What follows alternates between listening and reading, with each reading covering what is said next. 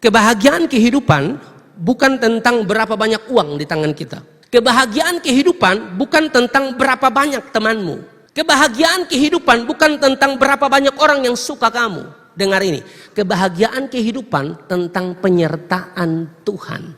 Itu yang bikin kita bahagia, itu yang bikin kita kuat. Tanpa Dia menyertai kita, bagaimana mungkin kita tetap kuat berdiri waktu ada badai? Coba Bapak Ibu renungkan ya, renungkan coba.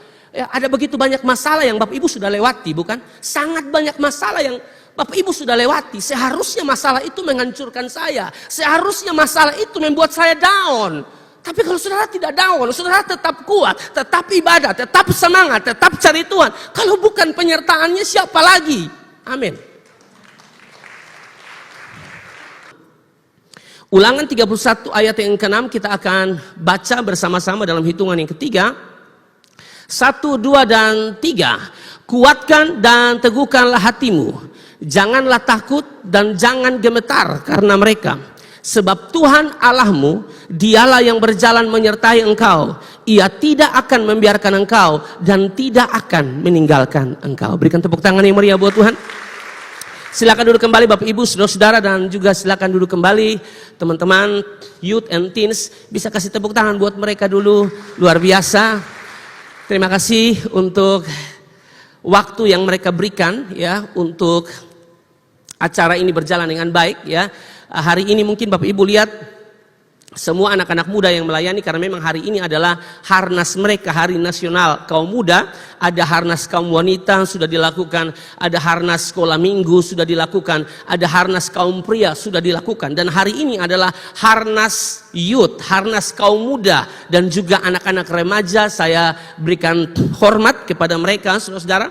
Mereka tahu bahwa Tuhan menyertai setiap langkah-langkah mereka, bahkan apapun yang mereka lakukan, tapi mereka tidak lupa bagian kita. Benar, Tuhan menyertai, tapi ada sisi kita untuk mempersiapkan segala sesuatu dengan baik. Jadi saya memberi hormat kepada teman-teman adik-adik yang luar biasa. Saya sangat menikmati semua pujian malam hari ini. Persiapan mereka sangat matang. Saya hanya lihat di grup youth itu ribut sekali ya. Itu kalau 5 menit tidak lihat grup itu bisa 80 pesan ya. Karena membahas tentang kegiatan-kegiatan mereka. Setelah harnas nanti akan ada Natal juga, Natal Youth dan Teens. Jadi saya berharap kepada teman-teman youth, anak-anak muda ya yang belum pernah bergabung ya di ibadah youth, mari bergabung di sini, saudara-saudara, setiap hari Jumat jam 7 malam. Ini komunitas yang tepat untuk saudara bisa hadir memuji Tuhan, saudara bisa share, berbagi, karena tentu kita tidak bisa hidup sendiri. Kita butuh teman, kita butuh komunitas untuk membantu kita untuk bertumbuh. Dari Ulangan pasal 31 ayat yang ke-6, kami diberikan tema, dan tema ini adalah tema dari Departemen Kaum Muda Nasional. Temanya adalah Be Strong and Courageous. Be Strong and Courageous. Ya, menjadi kuat dan berani. Tema besar kita itu kan bukan ini, saudara. Ini hanya berkaitan dengan harnas, tapi tema besar kita itu kan Knowing Jesus Deeper. Ya, itu tema kita. Knowing Jesus Deeper itu adalah tema yang diberikan Tuhan kepada Bapak Gembala, saudara-saudara. Di bulan ini dan juga mungkin bulan depan akan dibahas Knowing Jesus Deeper, saudara-saudara. Ya, lebih dalam lagi mengenal Yesus. Itu temanya, saudara-saudara. Mungkin Bapak Ibu saudara-saudara bertanya, ya, ada hubungan apa antara tema ini nantinya dengan tema Be Strong and Courageous? Bisakah menggabungkan dua tema ini? Karena tentu saya berdiri di sini, saya bicara dua tema ini, saudara. Knowing Jesus, saudara, Knowing Jesus Deeper, mengenal Yesus lebih dalam, dan juga Be Strong and Courageous, menjadi kuat dan berani. Bagaimana saya menggabungkan dua tema ini, saudara, untuk bisa kita pelajari bersama-sama. Karena bagaimana mungkin seseorang bisa kuat, bagaimana mungkin seseorang bisa kuat dan berani, bagaimana mungkin seseorang bisa strong and courageous, saudara, kalau tidak tertanam di dalam Yesus. Bagaimana seseorang bisa kuat dan berani, saudara, kalau dia tidak mengenal Yesus sungguh-sungguh di dalam hidupnya. Itu mustahil, itu tidak mungkin, saudara. Tentu kita tahu, waktu Yesus bersama dengan murid-murid dalam Yohanes pasal 15, Yesus bilang kepada mereka, Akulah pokok anggur dan kamulah ranting-rantingnya. Di luar aku, kamu tidak bisa buat apa-apa. Coba kita lihat di dalam Yohanes pasal 15 ayat yang ke-4 dan ayat yang ke-5 mengatakan demikian. Tinggallah di dalam aku, kata Yesus, dan aku di dalam kamu. Sama seperti ranting tidak dapat berbuah dari dirinya sendiri kalau ia tidak tinggal pada pokok anggur. Demikian juga kamu tidak berbuah jikalau kamu tidak tinggal di dalam aku. Ayat yang kelima menarik, saudara, dikatakan, akulah pokok anggur dan kamulah ranting-rantingnya. Barang siapa tinggal di dalam aku dan aku di dalam dia, ia berbuah banyak. Karpos, dia berbuah banyak.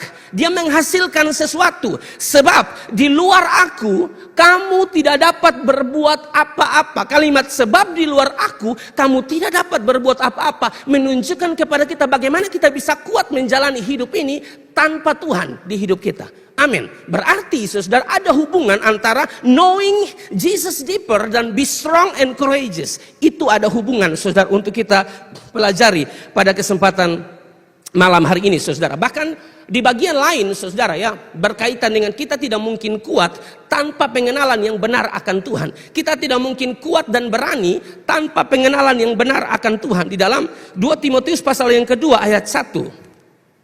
2 Timotius 2 ayat yang pertama dikatakan begini, sebab itu hai anakku, jadilah kuat, ya, oleh kasih karunia dalam siapa di situ? Kristus Yesus. Sebab itu hai anakku, jadilah strong, jadilah kuat, tapi oleh kasih karunia dalam Kristus Yesus. Artinya di luar dia, saudara, tidak mungkin kita kuat. Tidak mungkin. Di luar Yesus tidak mungkin kita kuat. Di luar Yesus tidak mungkin kita berani, saudara, ya, kuat menghadapi masalah, berani menyatakan kebenaran, berani tampil beda di antara orang-orang yang hidup tidak takut Tuhan. Itu tidak mungkin kalau kita tidak hidup dalam kasih karunia Yesus Kristus. Itu tidak mungkin. Nah, ini menjadi bagian yang penting, saudara, untuk kita pelajari bersama-sama, ya. Filipi 4 ayat 13 pun mengatakan demikian. Segala perkara dapat kutanggung di dalam Dia yang memberi kekuatan kepadaku. Saya suka kalimat di situ tuh. Yang memberi kekuatan kepadaku. Berarti, saudara, kita bisa kuat? Tidak bisa, saudara, kalau kita berdiri atas kekuatan kita sendiri. Hanya di dalam Yesus. Karena hanya di dalam Yesuslah kita diberikan kekuatan untuk tetap berdiri teguh menghadapi apapun, saudara, yang kita hadapi di dalam hidup ini.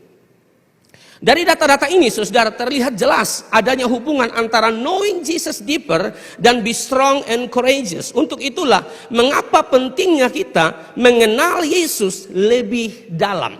Makanya Paulus bilang di dalam Filipi pasal 3 ayat 10, dia bilang begini, yang ku kehendaki ialah mengenal Dia dan kuasa kebangkitannya dan persekutuan dalam penderitaannya, di mana aku menjadi serupa dengan Dia dalam kematiannya. Kata mengenal dari kata Yunani ginosko, saudara. Kalau kata Ibrani dia menggunakan kata yada. Ginosko dan yada, saudara, ya, dua kata ini merujuk pada pengenalan yang intim yang didasarkan pada pengalaman atau hubungan, saudara, seperti pasangan suami istri. Jadi tidak bisa kita hanya sekedar mengenal, mengetahui. Lebih daripada itu, knowing Jesus itu saudara mengalami Yesus dalam hidupmu. Betapa dia rubah hidup saudara, betapa dia menarik saudara yang dulunya hidup dalam kegelapan, sekarang dia tarik Anda kepada terangnya yang ajaib. Kita mesti alami itu di dalam kehidupan kita. Tidak sekedar tahu, tidak sekedar kenal, saudara, lebih daripada itu, saudara. Adanya hubungan yang intim, saudara, dengan Tuhan. Itu kata mengenal, ginosko dan juga yada. Untuk itulah, saudara,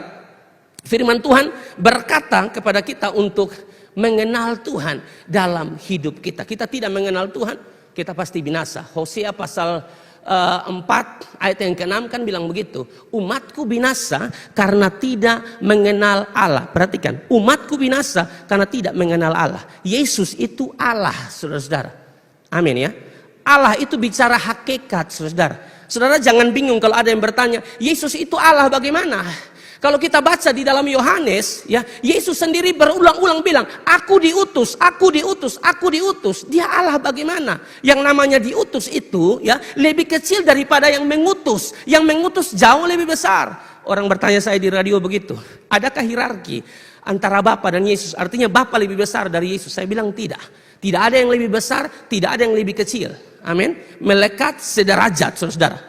Bapa, Anak, Roh Kudus. Tidak ada yang lebih besar, tidak ada yang lebih kecil, saudara. Lalu bagaimana cara menjelaskan kata di Yohanes? Ya, kalau saudara lihat ada banyak kata, aku diutus, Yesus bilang. Bagaimana menjelaskan hal itu? Kata aku diutus, perhatikan, aku diutus di situ. Itu bicara fungsi, bukan hakikat. Amin, Bapak Ibu. Jadi cara jawabnya gampang. Bilang Allah nah diutus. Itu bicara fungsi. Memang pribadi kedua dari Allah Tritunggal lah yang datang ke dalam dunia untuk menebus. Tidak ada pribadi yang pertama dan yang ketiga. Tidak ada. Yang kedua, Yesus Kristus. Itu bicara tentang fungsi. Misalnya saya meminta saudara untuk pergi ke suatu tempat. Saya utus saudara untuk pelayanan ke suatu tempat. Waktu saya utus saudara ke sana, tak berarti saudara bahwa secara hakikat saya lebih tinggi dari Anda. Tidak begitu, saudara. Saya utus Anda ke sana, meskipun saya yang mengutus, tapi hakikatnya manusia sama-sama. Amin ya. Mungkin secara fungsi beda, saya yang perintah kamu ke sana, tapi itu kan fungsi. Kalau hakikat, kita sama-sama manusia. Di kantor kita mungkin ada bos, ada bawahan, tapi kan hakikat kita manusia. Sama juga, saudara. Allah itu bicara hakikat. Tidak sedang bilang Yesus lebih kecil, saudara, tidak ada. Yesus itu Allah, saudara. Yang namanya Allah tidak bisa berhenti jadi Allah. Dari sononya dia memang Allah. Amin, Bapak Ibu saudara. Dia tidak bisa berhenti jadi Allah. Banyak yang bilang Allah, omong kosong tuh. Yesus tuh baru diangkat jadi Tuhan tahun 325. Siapa yang bilang, saudara? Adalah Tuhan pakai tunggu diangkat oleh manusia? Tidak ada, saudara. Tidak ada, saudara, diberkati oleh Tuhan. Tidak ada manusia bisa jadi Tuhan. Tidak bisa. Yang ada Tuhan jadi manusia bisa. Oh dia Tuhan, dia Allah. Dia mau buat apa saja dia bisa. Amin Bapak Ibu. Jadi kita harus tahu bahwa knowing Jesus deeper itu penting. Umatku binasa karena tidak mengenal Allah. Berarti Bapak Ibu kita harus mengenal Allah. Mengenal Allah yang seperti apa? Alkitab bilang mengenal Allah sungguh-sungguh. Hosea pasal 6 ayat 3. Hosea pasal 6 ayat 3 bilang begini, marilah kita mengenal dan berusaha sungguh-sungguh mengenal Tuhan. Bukan mengenal biasa, Alkitab bilang sungguh-sungguh. Kita ini kan untuk hal-hal baru yang kita mau lakukan saja kita perlu belajar, bukan? Saya suka aplikasi video untuk edit video karena memang kebutuhan YouTube saya. Dan juga tentunya YouTube Bapak Gembala kita yang sangat luar biasa. Jadi saya harus kerja juga YouTube Bapak Gembala, juga potongan-potongan TikTok, source video dan lain sebagainya. Saya membutuhkan aplikasi. Dan aplikasi sekarang itu banyak saudara yang baru. Saya tidak bisa bertumbuh hanya pada satu aplikasi saja, tidak bisa. Saya harus berusaha untuk mengenal aplikasi yang lain. Karena siapa tahu nanti ini tidak ada atau rusak atau bagaimana. Saya tidak tahu nantinya toh. Jadi saya harus belajar aplikasi yang lain. Nah untuk belajar satu aplikasi saja saudara saya butuh waktu 1 hari 2 hari untuk belajar. Itu pun belum lancar. Bagaimana cara ekspor video, bagaimana cara edit video, bagaimana menampakkan kata-kata atau teks dalam video itu kan perlu belajar saudara. Perlu belajar. Dan belajarnya sungguh-sungguh sampai saya tidak tidur. Sampai istri marah, tidur susah ya. Mau tidur karena di pikiran mau edit video toh. Ini belajar ini harus jadi. Karena sudah jadi saya tidak bisa tidur. Saya itu orangnya begitu. Kalau belum selesai sesuatu, saya susah tidur. Harus selesai. Saya sampai marah-marah, tidur selesai. Itu saya mau kasih tahu saudara, tidak ada keluarga yang sempurna. Amin. Termasuk pendeta pun tidak sempurna. Karena istri saya suka marah-marah, saya tukang tidur lat. Saya juga tidak tahu kenapa saya begitu. Saudara tolong ya setelah ini kasih obat tidur apa begitu. Saya tidur, tapi jangan tidur selama-lamanya. Pelayanan masih banyak, kecuali Tuhan izinkan ya Bapak Ibu. Saudara senang sekali biar perlu saudara terlalu besar. Jangan, saudara jangan begitu ya. Para istri ya, untuk menyenangkan suami, mereka harus belajar. Belajar apa? Cari resep-resep. Betul toh? Di YouTube. Supaya apa? Supaya suami itu betah makan makanan kita. Kan ada suami-suami itu tidak betah makanan kita. Makanan dia pun istri tidak betah, tapi istri orang dia senang. Itu perlu dicurigai ya saudara. Ya bukan apa-apa sih, tapi mama perlu belajar, cek di YouTube.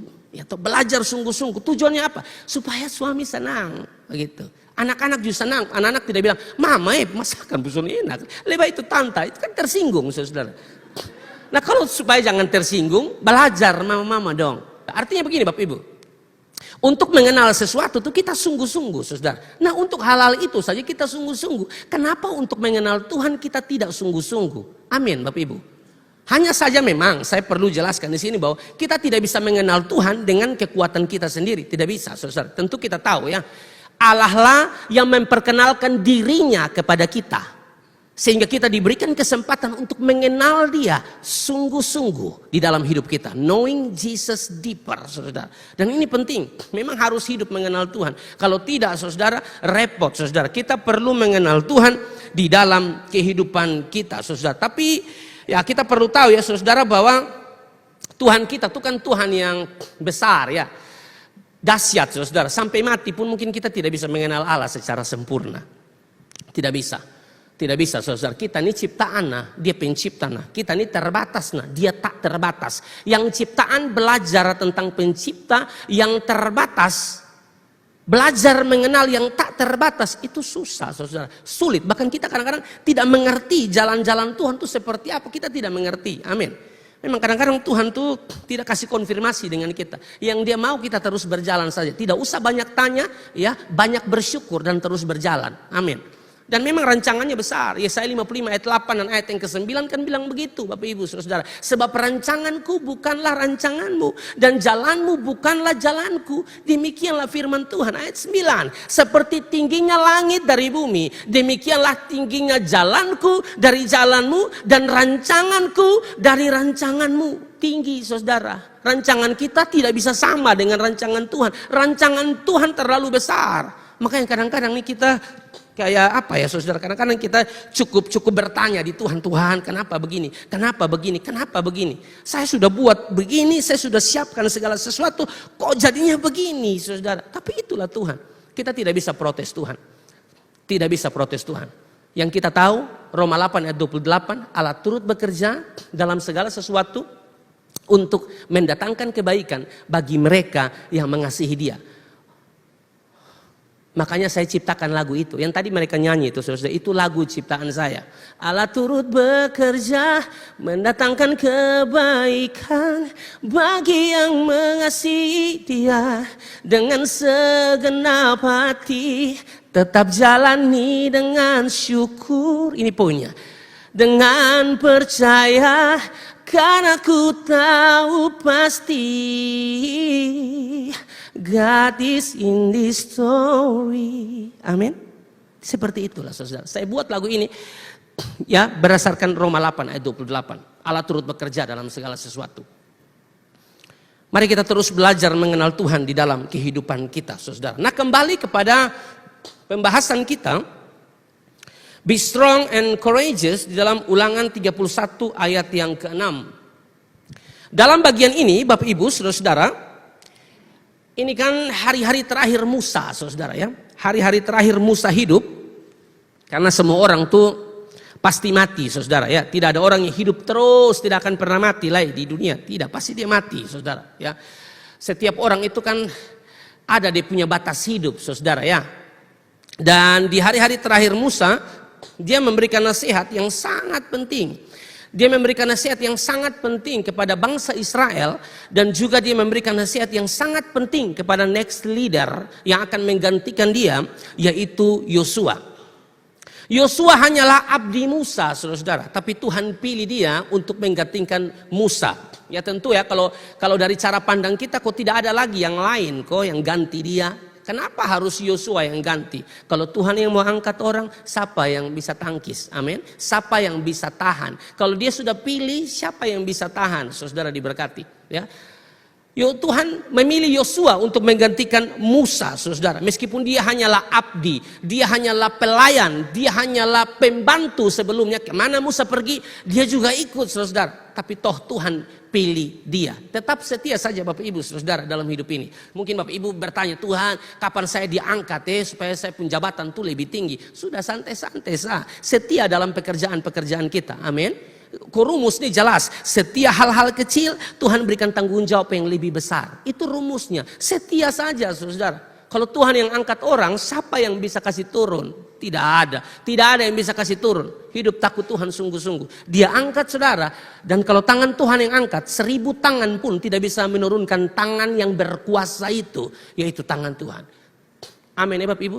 Watak bangsa Israel ya, tukang melawan, memberontak, ya toh itu bangsa Israel. Siklusnya begitu, saudara. Kalau susah minta pertolongan Tuhan. Nanti kalau Tuhan sudah tolong dia, mulailah menyembah Allah lain, menyembah berhala, memberontak kepada pemimpin. Itulah siklus ya daripada orang-orang Israel. Nanti Tuhan tindas mereka pakai bangsa-bangsa tertentu supaya mereka bertobat. Ya mereka berseru, nanti Tuhan tolong mereka lagi. Siklusnya begitu bangsa Israel. Saya berharap kita tidak seperti bangsa Israel. Ya saudara, hari ini kita dalam susah, kita berteriak, Tuhan tolong saya. Nanti sudah Tuhan tolong kita, saudara. Sudah ada di zona nyaman, mulai lupa Tuhan. Tidak boleh begitu, saudara. Dalam situasi apapun, sekali Yesus tetap Yesus. Sekali andalkan Tuhan, andalkan Dia di dalam hidup saudara. Nah ini menarik saudara ya. Jadi ada banyak hal yang Musa sampaikan kepada bangsa Israel. Kalian nih kalau baca terus saudara dalam Ulangan 31. Saudara baca terus dari ayat 1 sampai seterusnya. Karena tentu waktu saya tidak bisa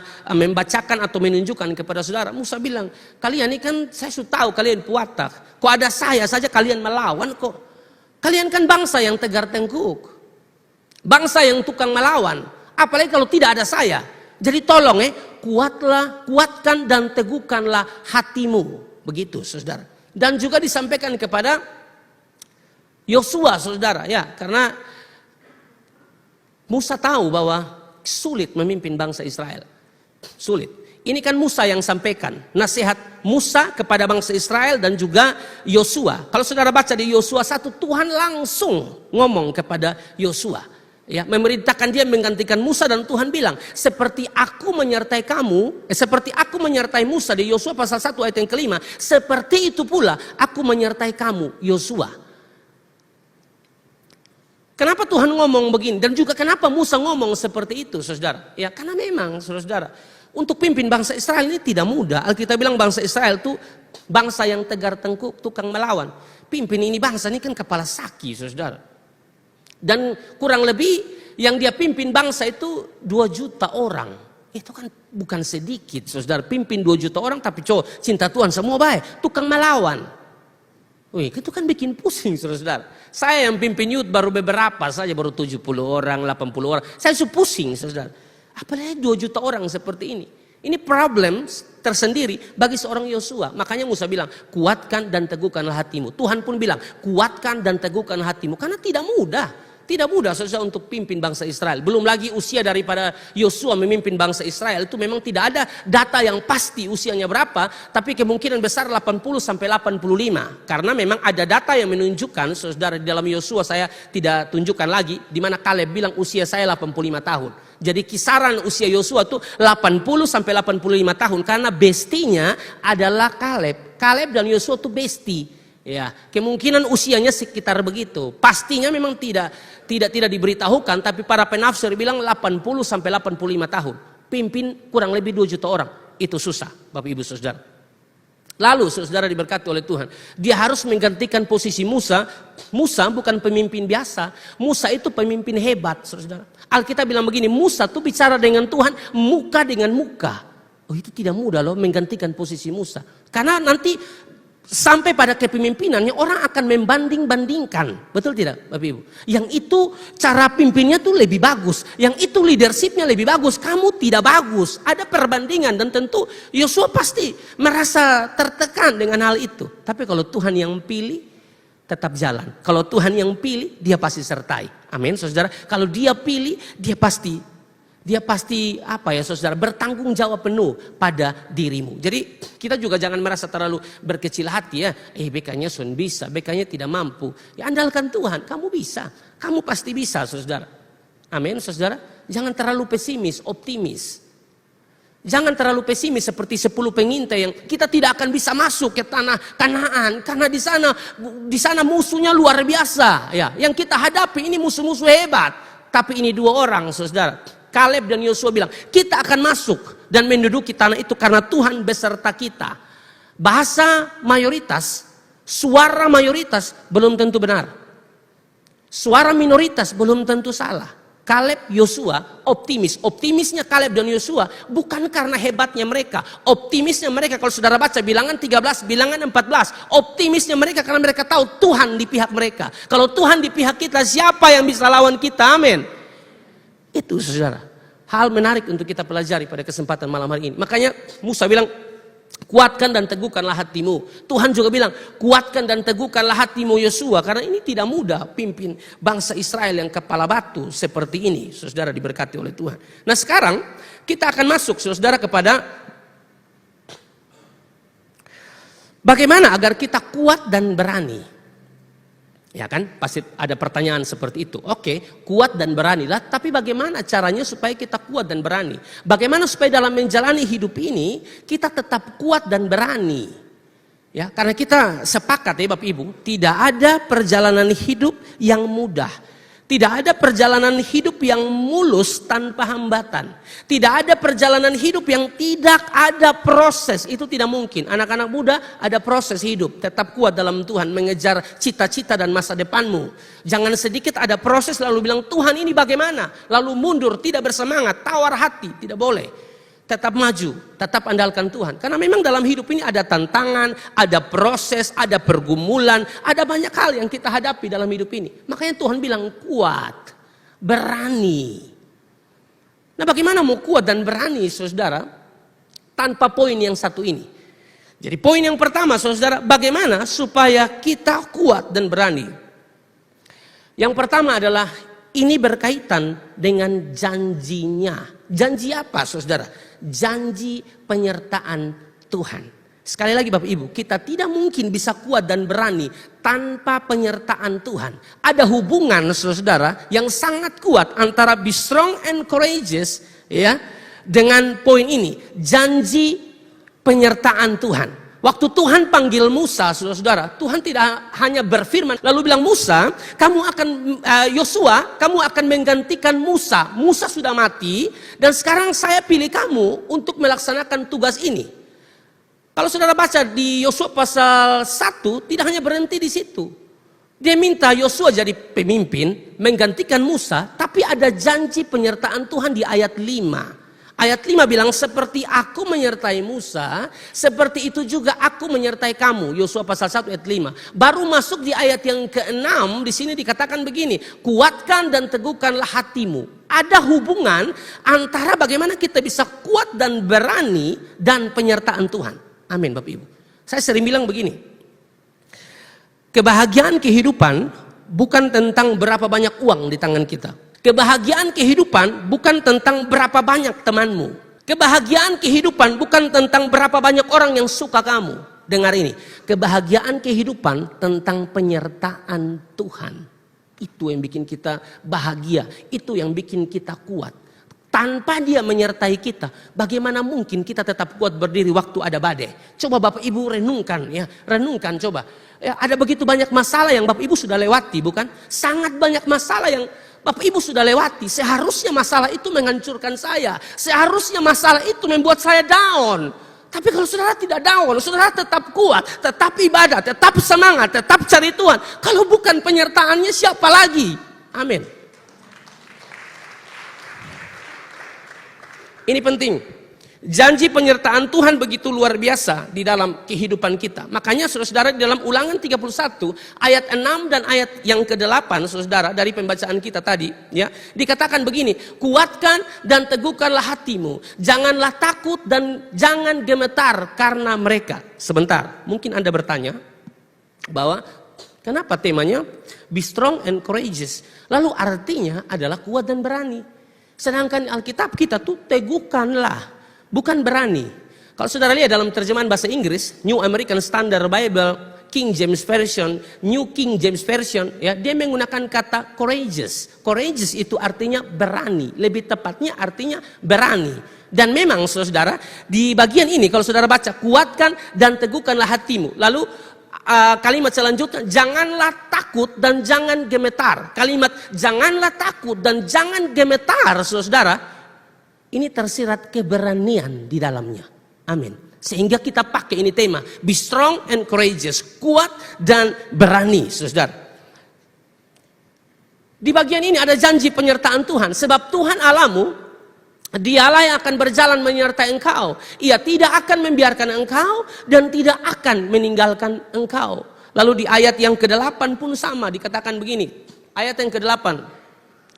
Sebab Tuhan, Dia sendiri akan berjalan di depanmu, Dia sendiri akan menyertai engkau, Dia tidak akan membiarkan engkau dan tidak akan meninggalkan engkau. Janganlah takut dan janganlah patah hati. Saudara, perhatikan di sini. Ia tidak akan membiarkan engkau dan tidak akan meninggalkan engkau. Lalu dia bilang lagi di ayat yang ke-8, aku akan menyertai engkau. Dia tidak akan membiarkan engkau dan tidak akan meninggalkan engkau. Janganlah takut dan janganlah patah hati. Ini janji penyertaan Tuhan. Tuhan tuh saudara, kalau Dia memberi perintah saudara, selalu ada perintah tapi juga selalu ada janji penyertaannya. Dan juga terkadang ada syarat yang harus diperhatikan. Kalau Yosua pasal 1 saudara baca, Tuhan panggil Yosua, tidak hanya ada perintah janji, tapi juga ada syarat yang harus diperhatikan oleh Yosua. Janganlah kamu menyimpang ke kanan atau ke kiri, itu syarat yang harus diperhatikan oleh Yosua saudara. Kalau engkau mau mengalami penyertaan Tuhan, ya, bertindak hati-hati. Di dalam Yosua pasal 1 ayat 7 dan ayat yang ke-8 bilang begitu. Itu kan syarat, bertindak hati-hati. Kita ini kadang-kadang tidak bertindak hati-hati. Kita nekat saja. Ya. Nekat itu salah saudara. Nekat itu tidak berpikir panjang. Berani itu bukan sembarang berani saudara. Kita berani karena kita tahu Tuhan menyertai kita. Bertindak hati-hati sesuai dengan seluruh hukum yang telah diperintahkan kepadamu. Ini syarat, ya. Jadi ada perintah, ada janji penyertaannya, tapi juga ada syarat. Tapi yang kita perhatikan malam hari ini adalah tentu kalau untuk kita kuat, ya ada janji Tuhan, janji penyertaan Tuhan, Bapak Ibu, yang perlu kita perhatikan bersama-sama di dalam kehidupan kita. Sama pula dengan janji Tuhan terhadap Yosua di dalam masa kepemimpinannya ayat 5 dan ayat yang ke-6 pun dia bilang, aku menyertai kamu. Tidak hanya Musa, tidak hanya Yosua, tapi juga setiap kita. Tuhan menyertai kita. Jangan khawatir dalam ini hidup. Tuhan yang kita sembah bukan Tuhan yang mati. Tuhan yang kita sembah bukan Tuhan yang tuli. Tapi Tuhan yang mendengar setiap seruan-seruan kita. Dia dengar, mungkin dia belum jawab saudara-saudara. Kapan jawabnya? Kita tidak bisa atur Tuhan. Karena tugas kita berdoa terus menerus. Makanya adik kita bilang teruslah berdoa.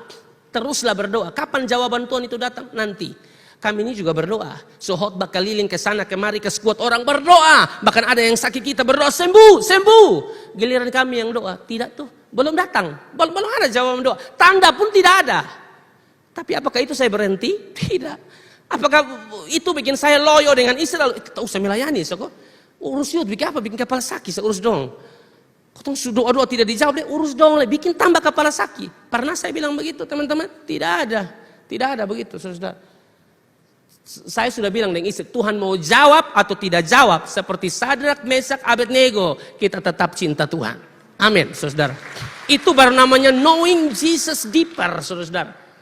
Nah ini menarik, saudara, untuk kita perhatikan bersama-sama dalam hidup kita, ya, bahwa Tuhan menyertai Musa, Yosua, dan Tuhan pun menyertai kita. Makanya di dalam Ibrani pasal 13 ayat 5, ya, ini dikutip, ya, dikutip oleh penulis Kitab Ibrani, saudara, dikatakan begini, janganlah kamu menjadi hamba uang. Jangan. Kita ini harusnya menjadi hamba Kristus, bukan hamba uang. Janganlah kamu menjadi hamba uang dan cukupkanlah dirimu dengan apa yang ada padamu karena Allah telah berfirman. Ini dikutip. Dan ini janji tidak hanya untuk Musa, tidak hanya untuk Yosua, juga untuk kita. Aku sekali-kali tidak akan membiarkan engkau dan aku sekali-kali tidak akan meninggalkan engkau. Itu janjinya. Bapak Ibu Saudara, saya kalau khotbah bagian ini atau singgung bagian ini tuh tidak sembarang singgung hanya dengan suara yang keras. Bukan saudara-saudara. Saya ngomong ini karena saya sudah lihat Tuhan pun baik dalam hidup. Amin saudara. Waktu kami belum tinggal sendiri tuh masih tinggal dengan orang tua saudara. Karena sebenarnya kami sudah diberikan rumah ini untuk tinggal dari orang tua. Tinggal, ini bukan rumah kami. Ini saya jujur langsung di atas mimbar. Kami belum ada rumah. Nah, begitu supaya dengar jelas. Oh dong belum ada rumah. Berarti dong butuh rumah, kau kasih rumah. Kasih susah sekarang, betul mau. Susul jujur. Saya ini orang yang paling malas bata putar, saudara. Banyak orang protes saya. Kenapa sih kalau kau kasih barang tuh selalu omong? Ya saya memang tidak bisa. Saya pakai apa saya kasih tahu ini yang beli itu satu. Nanti kan orang bilang, di hotel nih pelayanan di mana aku bisa beli barang-barang yang mahal? Kan tidak masuk akal. Nanti bilang saya pencuri atau saya apa kan? Saya tidak bisa bagi, saya langsung jujur. Yang kasih itu tuh, satu yang kasih. Itu Pak yang kasih siapa. Saya langsung, makanya nongkar kan tahir. Kok Pak juga bisa jelaskan? Kok dong tanya nah. Jadi itu bukan rumah saya, rumah orang tua ya yang minta kami tempati, saudara. Hamba Tuhan belum ada rumah, malu. Kan pergumulan masing-masing toh. Nanti beli rumah besar, undang musuh semua hadir. Lihat, saya percaya. Tuhan dengar, beta beli rumah yang besar kayak gereja begini, kau langsung tidur dan ibadah memang. Amazing Grace kedua, amin. Cabang Amazing Grace. Amin, kuat supaya jadi betul. Ya. Jadi kami ketakutan, saudara. Sebenarnya diberikan tuh lama, 5 bulan sebelum suka. Maka kami ini takut. Nanti kalau kita tinggal ke mana? Saya ini dulu masih kerja, masih honor. Nah gaji, honor di sekolah tuh hanya Yesus yang tahu. Kalau honor di kantor tuh masih baik. Maka kalau di sekolah gaji dana bos, terlalu kasihan. Jujur, terlalu kasihan, saudara. Kadang-kadang bisa tunggu sampai 3 bulan, 4 bulan, darah kena ya, saudara. Ya. Tapi dengar, saudara, saya berhenti bukan karena itu. Saya berhenti karena panggilan, saudara, untuk melayani Tuhan full time, saudara. Tidak harus semua begitu. Yang penting kan full heart, itu lebih penting. Tapi saudara, pada akhirnya kami hitung-hitungan mau pindah ke mana. Nanti uang pulsa listrik ke mana? Oh. Lalu beli air ini nanti ke mana? Kita hitung-hitung memang tidak pas. Kalau hitung-hitung ini tidak pas, saudara. Belum nih kota pun tukang bajalan. Saya dan istri itu tukang bajalan. Serius. Pokoknya kota akan gas. Soalnya bikin apa-apa juga, maksudnya keluar itu tidak beli apa-apa. Kan tidak, keluar itu tidak harus beli. Kan cari angin begitu. Di BTN juga ada angin, mau keluar. Keluar, saudara. Bersyukur juga ada teman-teman yang tukang ajak ya. Ini teman-teman hebat ya. Ini bukan teman lah, ini suka saudara yang kadang-kadang ajak kami hibur. Itu hiburan tuh. Bayangkan khotbah jauh-jauh, Oekona apa begitu, lalu pulang mereka si babi kok itu hiburan. Saya bilang oke, gas begitu. Bahkan ada yang bilang Surabaya kok gas. Itu jangan umpan langsung terima nah. Yang penting tidak ada jadwal loh ya. Jadi itu bonus gas, saudara. Saya hitung-hitung tidak cukup, saudara. Tapi setelah kami tinggal, kami ingat-ingat, saudara. Yang kami pikirkan, ya, yang kami pikirkan bilang nanti kurang, sampai sekarang tidak kurang-kurang. Dan saya tahu Tuhan tidak sekali-kali membiarkan engkau dan tidak sekali-kali meninggalkan engkau, saudara. Memang Bapak Ibu dengar, kita tidak akan melihat kebaikan Tuhan. Atau lebih tepatnya begini, kita tidak akan melihat penyertaan Tuhan kalau kita tidak melangkah. Amin Bapak Ibu. Melangkah dululah, melangkah. Nanti dari satu langkah ke langkah yang lain, sedikit demi sedikit, dari satu proses kepada proses yang lain, saudara lihat. Tuhan bela saudara. Dan saudara mata akan terbuka, kok bisa begini? Bisa. Kami pernah tuh, ya tidur, kami tidur. Makanan sengaja kata doa tidur. Saudara. Dan memang ini ada kurang betul. Ada orang yang toki pintu Shalom, itu kasih itu semua, saudara, dengan bawang-bawang. Perlu saya sebutkan namanya tidak usah ya. Lengkap, saudara, di dalam kulkas saya itu lengkap. Kok Allah tuh sediakan, tidak akan kurang kalau hidup takut akan Tuhan. Amin, Bapak Ibu. Saudara menyembah Tuhan yang hidup. Makanya kalau melayani sungguh-sungguh, disuruh diperintahkan melakukan apa, lakukan sungguh-sungguh untuk Tuhan. Tuhan pasti berkati kita. Amin Bapak Ibu. Jadi memang untuk kuat saudara dan berani itu pasti saudara tidak bisa dipisahkan dari penyertaan Tuhan, saudara, janji Tuhan yang luar biasa di dalam kehidupan kita. Dan tentu saudara kita tahu ya, janji Tuhan itu kan bukan janji palsu, saudara-saudara ya, bukan janji yang tidak tepat, tapi janji yang pasti tepat, saudara. Dia tepati sesuai dengan waktunya, saudara, diberkati oleh Tuhan. Ya, Bilangan 23:19. Allah bukanlah manusia sehingga ia berdusta, bukan anak manusia sehingga ia menyesal. Masakan ia berfirman dan tidak melakukannya, ia pasti melakukannya. Mazmur 12 ayat yang ke-7 mengatakan, janji Tuhan adalah janji yang murni, bagaikan perak yang teruji, 7 kali dimurnikan dalam dapur peleburan di tanah. Janji Tuhan adalah janji yang murni. Mazmur 18 ayat 31. Adapun Allah jalannya sempurna. Janji Tuhan adalah murni. Dia menjadi perisai bagi semua orang yang berlindung padanya. Adapun Allah jalannya sempurna. Janji Tuhan adalah apa di situ? Murni. Tidak tercampur dengan hal-hal yang tidak benar. Kalau kita punya nih janji yang tercampur. Karena janji lain bikin lain, saudara. Suami janji istri mau beli ini, tidak beli-beli sampai sekarang. Pak Jutal banyak janji tolong tepati Pak. Ya, toh? Saya kalau ngomong begini saya kasihan sapu istri ya. Saya janji dia sekarang. Tenang sayang, tenang, Tuhan akan bawa ya. Istri saya bilang kalau bisa babe pisoe kok sayang. Saya bilang pisoe itu bikin apa sayang masalahnya. Pilih siapa di soe.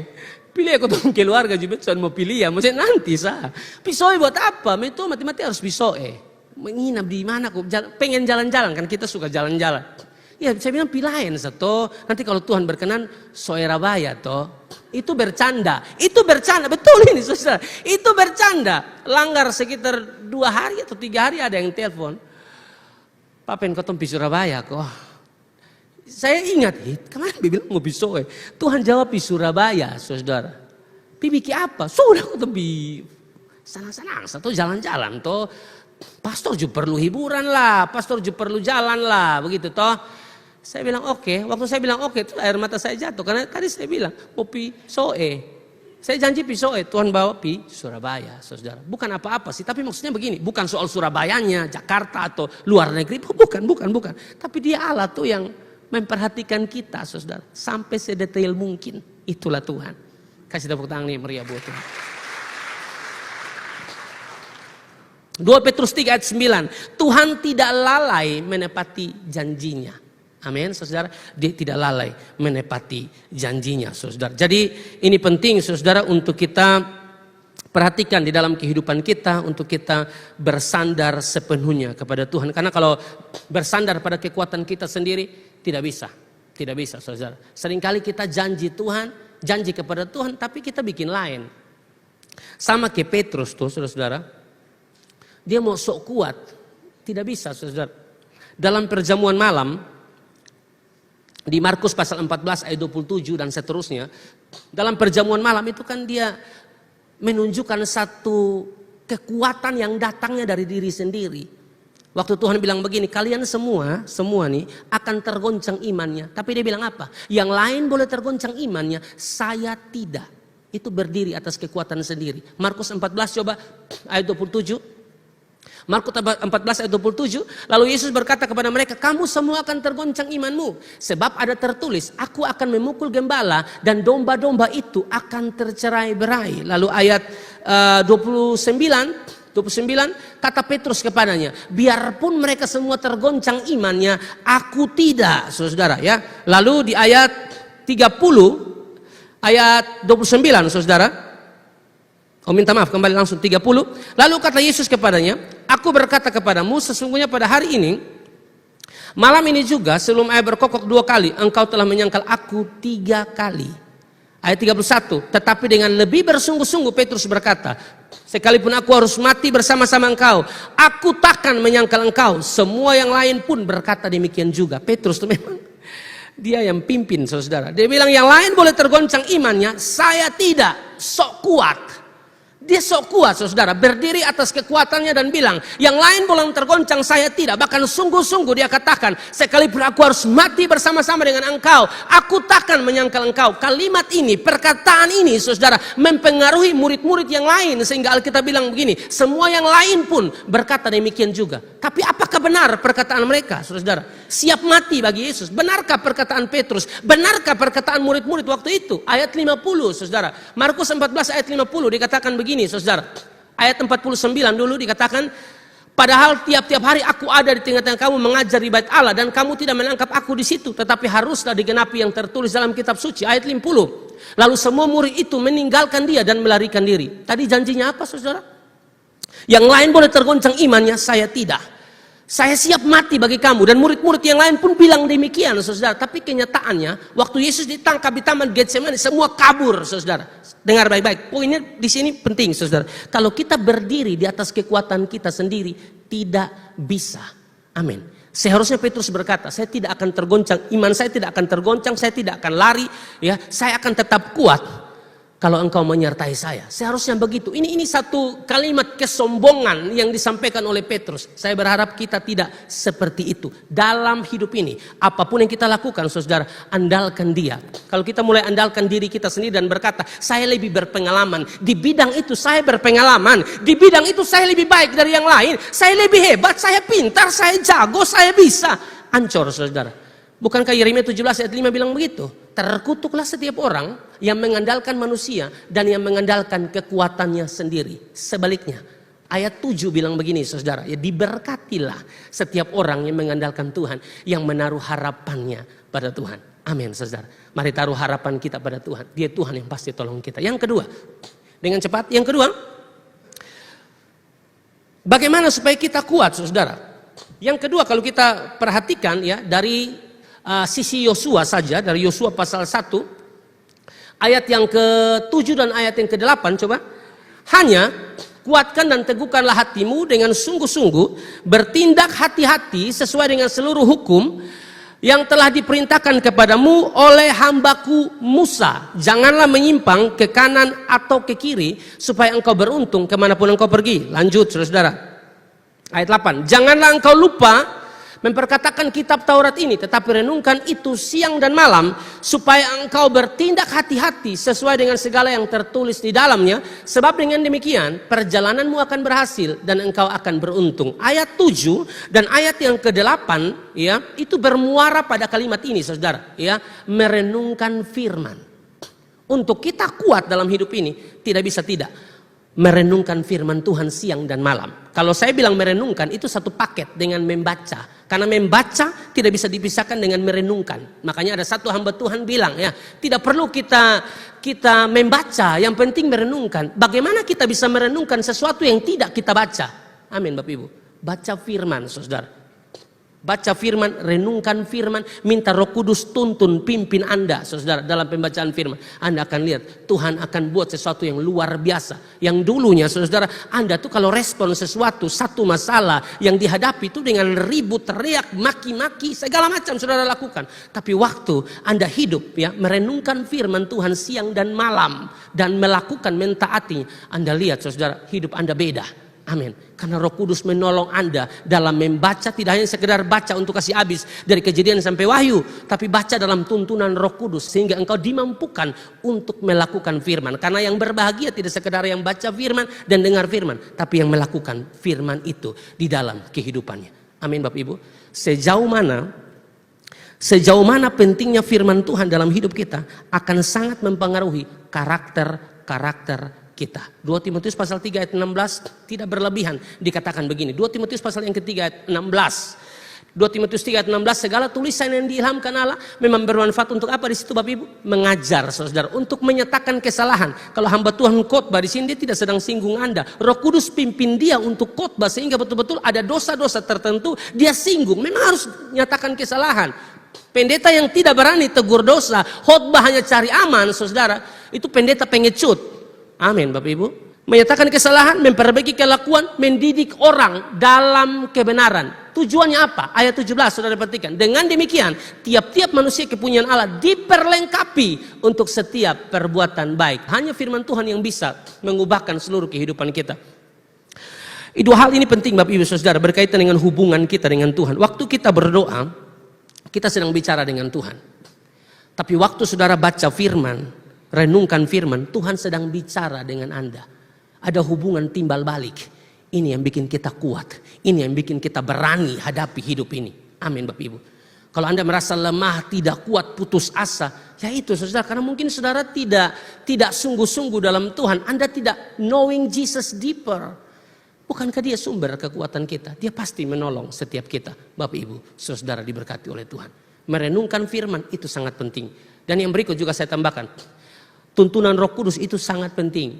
Petrus, waktu seorang perempuan bertanya kepada dia, karena dia sudah menyangkal Yesus, toh Yesus bilang kamu akan menyangkal aku, dia menyangkal. Lalu Yesus ditangkap, dibawa, dia juga ikut, saudara. Waktu itu seorang perempuan tanya dia, kamu merupakan bagian dari Yesus? Dia bilang, tidak, saya bukan bagian dari mereka, saudara. Dia mulai menyangkal, saudara. Hanya satu perempuan tanya saja dia takut setengah mati. Takut saudara. Tapi beda Beda saudara, waktu Roh Kudus pimpin Petrus. Beda saudara, ya setelah hari Pentakosta beda. Dia khotbah 3.000 orang bertobat. Bahkan dia khotbah dengan sangat keras di dalam Kisah pasal 4 ayat 12. Kisah pasal 4 ayat 12 dia bilang begini saudara, dan keselamatan tidak ada di dalam siapapun juga selain di dalam Dia, sebab di bawah kolong langit ini tidak ada nama lain yang diberikan kepada manusia yang olehnya kita dapat diselamatkan. Dulu perempuan tanya saja takut untuk jawab saudara, tidak punya nyali, takut hadapi itu perempuan. Tapi waktu Roh Kudus pimpin dia di hadapan banyak orang, dan siapapun dia tidak peduli soal konsekuensinya akan seperti apa. Saya ngomong dulu, jalan keselamatan hanya melalui Yesus. Banyak jalan menuju Roma, tapi jalan keselamatan hanya melalui Yesus Kristus. Kalau Roh Kudus yang pimpin kita Bapak Ibu, oi, saudara tidak takut nyatakan kebenaran di kantormu, di mana, di keluarga atau apapun, Anda tetap berdiri kuat. Sekali Yesus tetap Yesus, Roh Kudus pimpin saya. Yang terakhir, Yosua pasal 1 ayat yang ke-9. Bukankah telah kuperintahkan kepadamu, kuatkan dan teguhkanlah hatimu. Be strong and courageous. Janganlah kecut dan tawar hati. Ada satu hal yang harus menjadi perhatian kita. Ada satu indikator yang harus kita perhatikan betul-betul, karena ini sangat berbahaya saudara. Yaitu kata kecut dan tawar hati.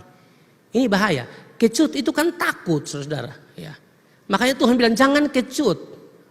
Takut saudara berkaitan dengan hati dan perasaan saudara. Lalu tawar hati. Tawar hati itu berkaitan dengan tidak punya semangat lagi, tidak punya semangat juang, takut, tidak berani melangkah. Itu berkaitan dengan tawar hati. Makanya Tuhan kasih ingat, jangan kecut dan tawar hati. Karena kalau sampai kamu kecut dan tawar hati, apalagi berkaitan dengan tawar hati, nanti justru akan memperkecil kekuatanmu. Bukankah firman Tuhan kan berkata saudara, pada masa kesesakan, kalau kita tawar hati, kecillah kekuatanmu. Jangan tawar hati pada masa kesesakan, kecillah kekuatanmu. Betul ya saudara? Kalau bicara tentang masa kesesakan, siapa yang tidak pernah ada dalam masa kesesakan? Tapi ingat, waktu ada dalam masa kesesakan, jangan tawar hati. Karena tawar hati berkaitan dengan tidak bersemangat lagi, tidak punya satu kemauan lagi, ya, tidak mau mencoba, hilang keberanian. Itu berkaitan dengan tawar hati. Bapak Ibu, kalau kita pernah mungkin ya, entah masing-masing dengan cerita masing-masing, saudara, ekspektasi tidak sesuai kenyataan itu kan kadang-kadang bikin kita stres ya, bikin kita tawar hati kan saudara. Semua kita dengan cerita kita masing-masing. Kalau sempat kita tawar hati saudara, tawar hati, dengar baik-baik, datang di Tuhan. Kalau urusan hati, yang bisa menyembuhkan kita hanya Tuhan. Yang bisa menyembuhkan luka hati hanya Tuhan saudara. Tidak bisa yang lain. Tuhan yang bisa saudara. Makanya waktu Yosua dan tim gagal, ya, waktu mereka melawan orang-orang Ai itu kan mereka kalah. Karena dosa Akan yang mencuri barang yang dikhususkan oleh Tuhan. Akhirnya mereka kalah dalam berperang. Dan Alkitab mengatakan, kalau tidak salah Yosua pasal 7 ayat 5 mungkin. Yosua pasal 7 ayat yang ke-5. Sebab orang-orang Ai menewaskan kira-kira 36 orang dari mereka. Orang-orang Israel itu dikejar dari depan pintu gerbang kota itu sampai ke Syebarim. Dan dipukul kalah di lereng. Lalu tawarlah hati bangsa itu amat sangat. Kalah dari orang-orang Ai. Tapi Tuhan berikan kesempatan yang kedua untuk lawan orang Ai di pasal 8. Tapi yang Tuhan lakukan pertama adalah begini saudara. Tuhan tidak langsung janji kemenangan, tapi Tuhan fokus kepada pembenahan diri atau pemulihan hati di ayat 8. Coba Yosua pasal 8 ayat 1. Kemudian berfirmanlah Tuhan kepada Yosua, janganlah takut dan janganlah tawar hati. Baru masuk di sini, bawalah seluruh tentara dan bersiaplah, majulah ke Ai, ketahuilah aku serahkan kepadamu raja negeri Ai, rakyatnya, kotanya dan negeri. Artinya begini, orang-orang Ai pasti kalah. Tapi sebelum kamu pergi berperang, menikmati atau merasakan janji Tuhan yang benar, yang pasti, yang tidak mungkin dia tidak tepati itu, tapi dimulai dengan ini, jangan takut dan jangan tawar hati. Karena kalau keadaan mereka tidak dipulihkan, saudara, nanti mereka pergi berperang dengan keterpaksaan, karena sutawarna dari yang pasal sebelumnya yang kalah tuh. Tuhan tidak mau begitu. Artinya begini, saya mau bawa pemikiran Anda untuk memahami bahwa satu-satunya pribadi yang bisa menyembuhkan luka hati, saudara, masalah hati, itu cuma Tuhan. Bagi anak-anak muda, kalau engkau lagi disakiti dan engkau sedang merasakan sakit itu, ya, Anda tidak usah buru-buru untuk membangun hubungan yang baru dengan orang lain. Amin ya. Karena Anda sedang luka. perbaiki dulu lukamu. Jangan bawa lukamu kepada orang yang baru. Amin. Ini baru saudara senyum. Bisa tahu. Beta memang bermain cantik Pak. Beta tahu. Memang ngerti. Paham. Ya toh? Yang bisa tuh memulihkan hatimu itu cuma Tuhan. Tuhan bikin saudara pu hati itu jadi baik kembali. Tidak jengkel, tidak benci. Baru mulai jalani dengan yang baru. Nanti kalau saudara bawa luka yang lama ke orang baru, kasihan dia. Tiap hari saudara hanya marah-marah dia. Banding-bandingkan. Lu luka kasih sembuh dulu. Kalau saudara pikir dalam satu hubungan membanding-bandingkan dengan yang lain itu enak? Tidak enak. Amin saudara. Jangan bandingkan saudara pun pacaran dulu dengan yang sekarang. Jangan begitu saudara. Baru pacaran dengan yang sekarang tapi menyanyi. Mantan terindah. Jangan begitu saudara. Saudara bikin sakit dia kan. Makanya perbaiki dulu luka hatimu. Baru masuk dia yang baru. Amin. Saudara kalau simpan sampah di hati itu soalnya enak. Sampah dibuang di tempat sampah. Bukan dibuang di hati. Sekali lagi saudara, sampah dibuang di tempat sampah, jangan buang di hati. Amin. Kau saudara, karena Alkitab bilang, Amsal pasal 4 ayat 23 mengatakan, jagalah hatimu dengan segala kewaspadaan, karena dari situlah terpancar kehidupan. Anda mau yang keluar itu baik, Anda mau yang keluar itu memuliakan Tuhan, maka yang masuk pun harus yang baik. Amin saudara.